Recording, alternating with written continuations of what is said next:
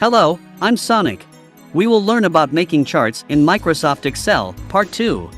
Part 2. Making a scatter chart. A scatter chart is a type of plot or mathematical diagram using Cartesian coordinates to display values for typically two variables for a set of data. As before we did with the bar chart and line chart, bar chart can be plotted either horizontally or vertically. Whereas in line chart, we see polygon lines, connecting the line segment between the 2 points. By choosing a scatter chart, there are no line segments connected. Click on the scatter icon in the Insert menu. Then you can notice that there are only points visible on the graph except for the line segments. That's what type of chart called a scatter chart, unlike using a line chart. To see what the difference is, one which line segments are visible, called a line chart, and the other without the line segments, called a scatter chart.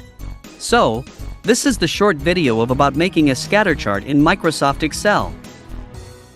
Like, comment, and subscribe now.